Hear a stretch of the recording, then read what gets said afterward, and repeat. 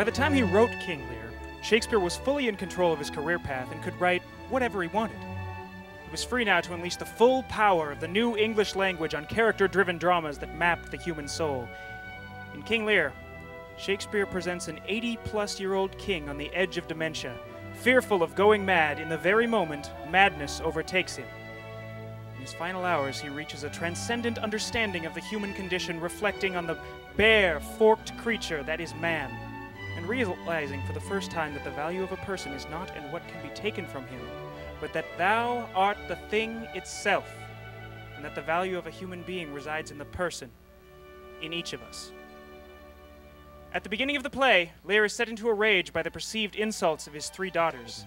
His last daughter, Cordelia, whom he loves most of all, has just left the courtyard where we find Lear, portrayed by Tom Dichley, and his faithful right arm, the Earl of Kent, as portrayed by Michael Hartnett. The old king is enraged and wants to curse them all.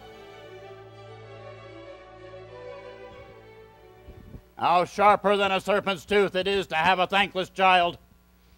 Oh, by all the sacred radiance of the sun, the mysteries of Hecate in the night, by all the operations of the orbs from whom we do exist or cease to be, I here disclaim all parental care, propinquity, and property of blood, and as a stranger to my heart and me, do hold her here forever my sometime daughter. Good my liege. Peace, Kent. Come not between the dragon and his wrath. I did love her most, and thought to make my rest upon her sweet nursery. Hence, and out of my sight. So be my grave my peace, as here I take her father's heart from her. Let my other 2 daughters digest this third, and let pride, which she calls plainness, marry her. Royal Lear, whom I have ever honored as my king, loved as my father, as my master followed, as my great patron thought on in my prayers. Oh, the bow is bent and drawn, can't make from the shaft. Let it fall, rather, though the fork invade the region of my heart. Be Kent unmannerly when Lear is mad? What wouldst thou do, old man? Think you that duty shall have dread to speak when power to flattery bows? To plainness honor's bound when majesty falls to folly. Reverse thy doom, and in thy best consideration check this hideous rashness. Answer my life, my judgment. Thy youngest daughter does not love thee least. Kent, upon thy life, no more. My life I never held but as a pawn to wage against thine enemies. Out of my sight. See better, Lear, and let me still remain the true blank of thine eye. Now by Apollo. No, by Apollo, king. Thou swear thy gods in vain. Oh, vassal, miscreant. Do. Kill thy physician, and the fee bestow upon the foul disease.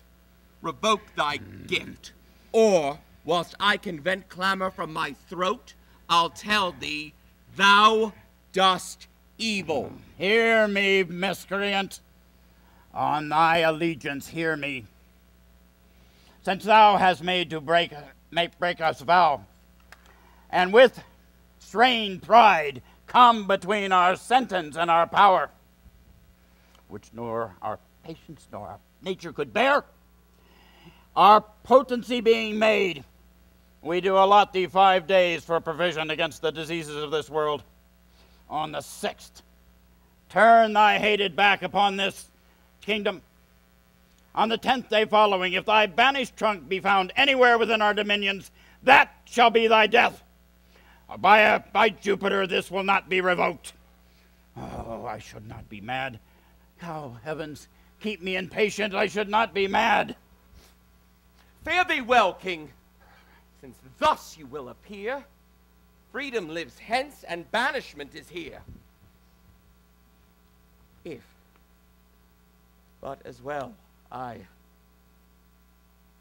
other accents borrow, that can my speech diffuse, my good intent may carry through itself to that full issue for which I raised my likeness.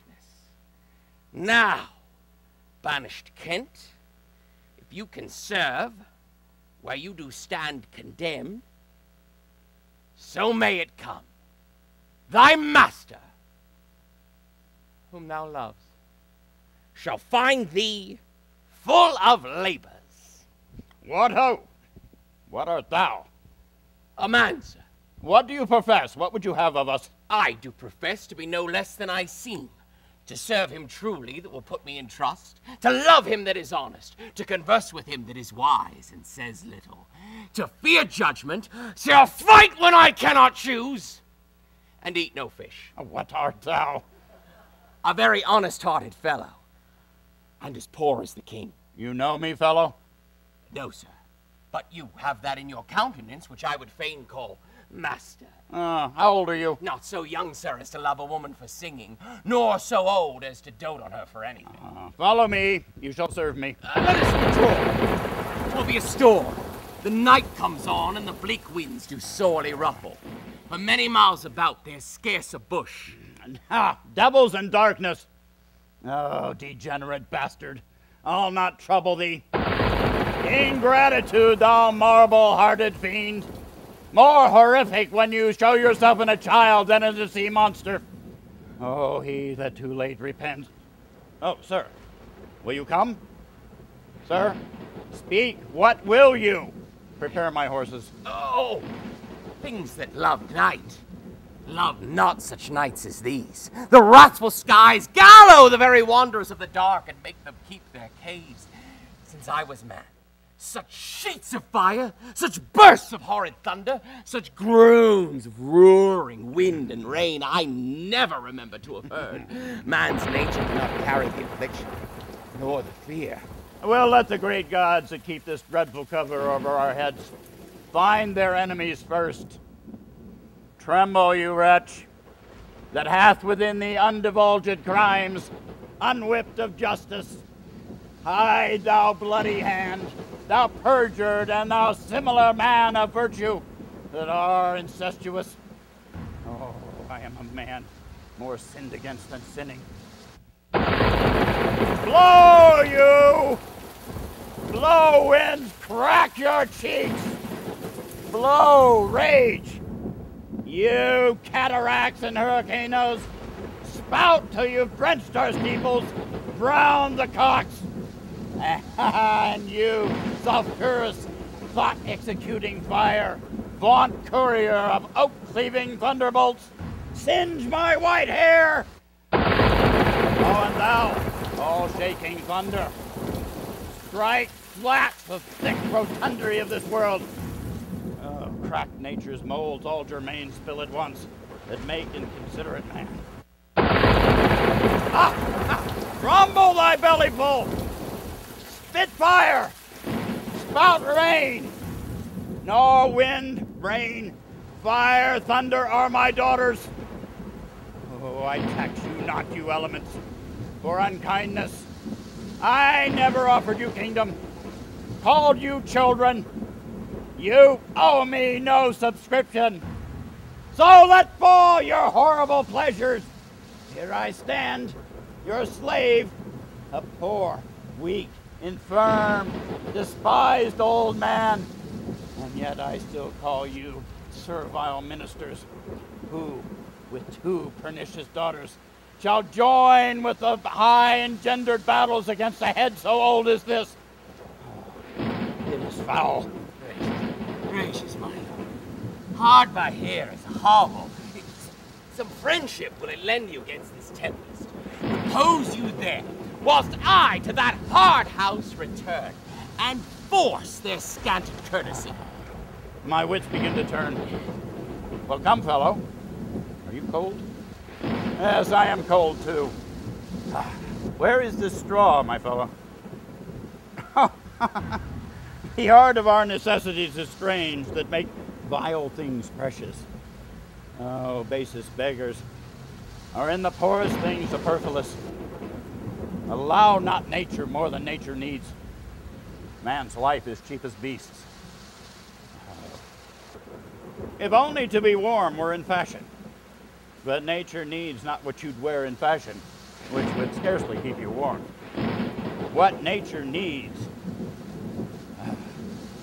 keep me in patience.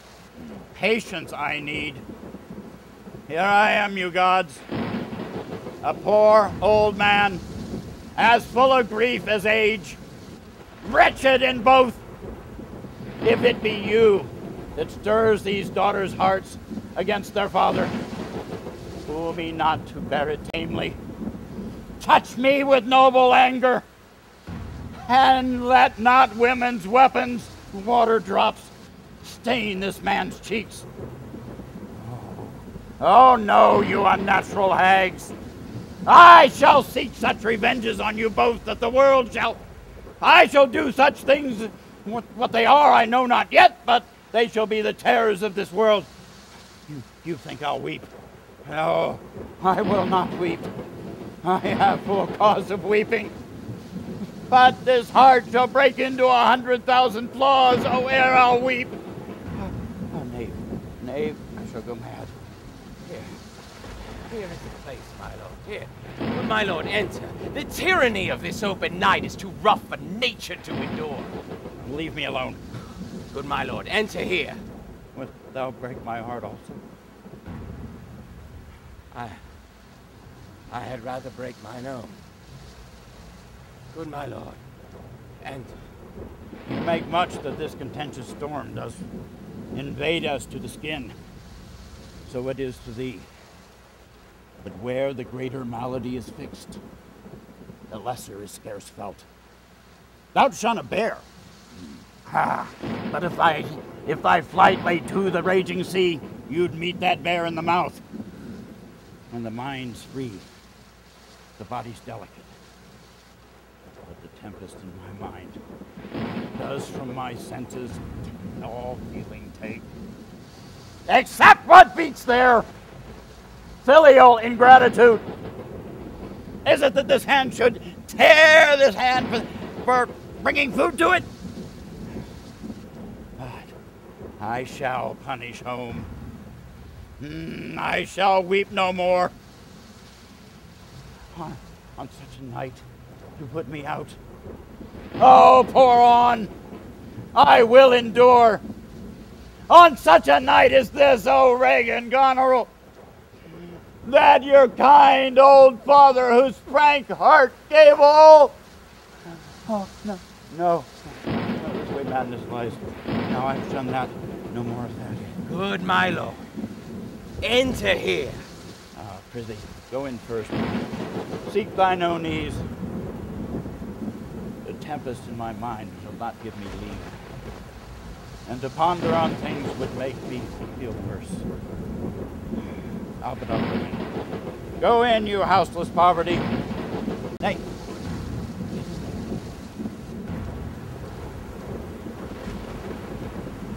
Poor wretches, wheresoever you are, that bide the pelting of this pitiless storm, how shall your houseless heads, your unfed sides, your looped and window draggedness defend you against seasons such as these? Oh, I have taken too little thought on this. Take physic pomp. Expose thyself to feel as wretches feel, that thou mayst shake the superflush to them and show nature more kind. Yes. This cold night will turn us all to fools and madmen. Hast thou given all to thy two daughters, and art thou come to this? What? Have his daughters brought him to this pass? Did you give them everything? Did you save nothing? Then all the plagues that in this pendulous air hang faded over men's faults, light on thy two daughters. Death, traitor. Nothing could have brought nature down, subdued nature to this point but his unkind daughters. Is it the fashion that discarded fathers should have thus little mercy upon their flesh? Oh, judicious punishment. It was this flesh that begot those pelican daughters.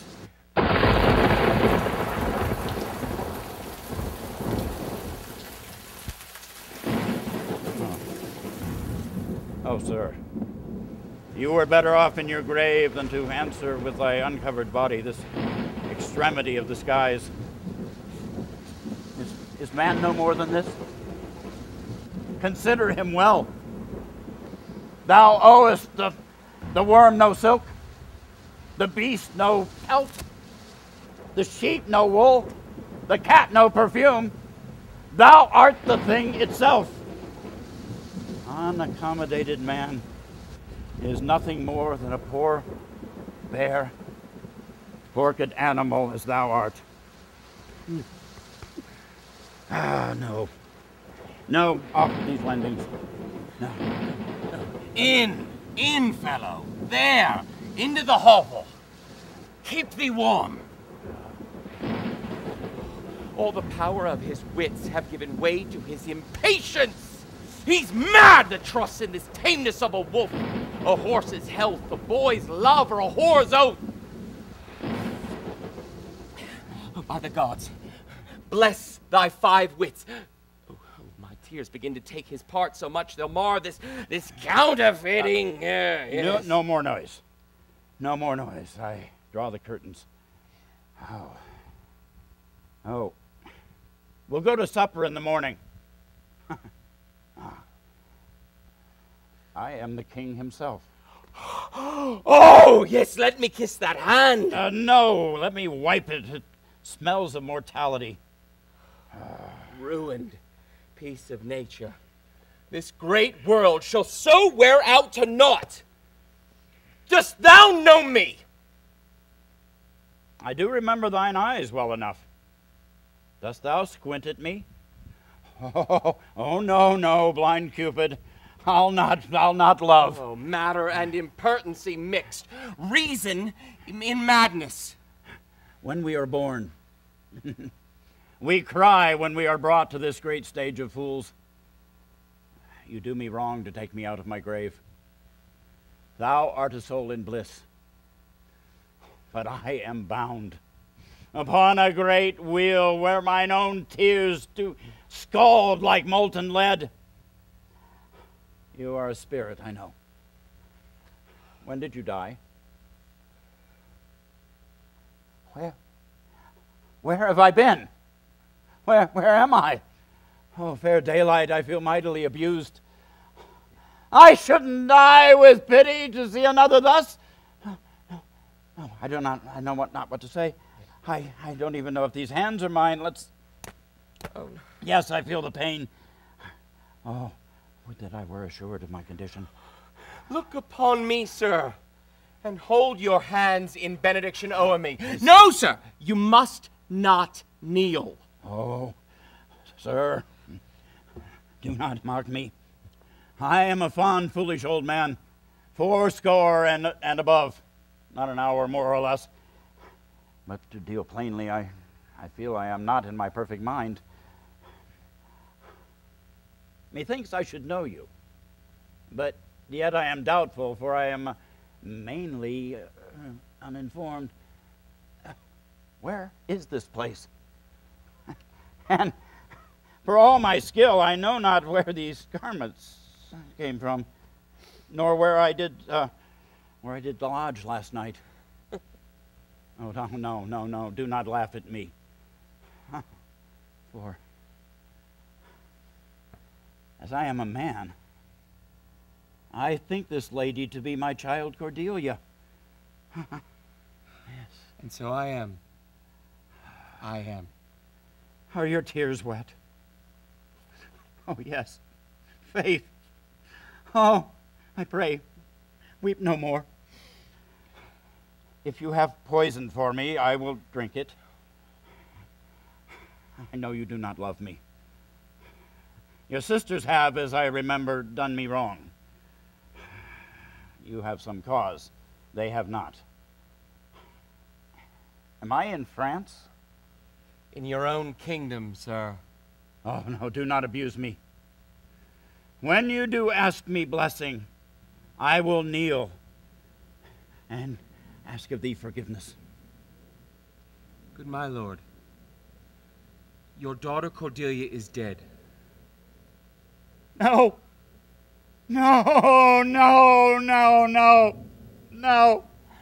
Oh.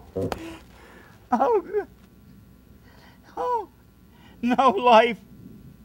Oh, why? Why should a horse, a dog, a rat have life, and thou no breath at all? Oh, she'll come no more.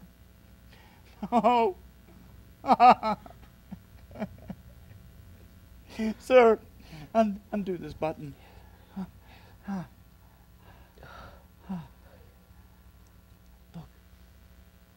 Look. You see her? Yes. Her eyes, her lips. Look there. Look there. Break, heart. I prithee, break. Vex not his ghost. Oh, let him pass. He hates him that would upon the rack of this tough world stretch him out much longer.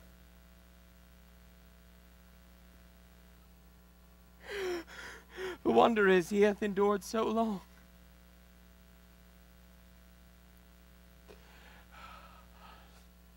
The weight of this sad time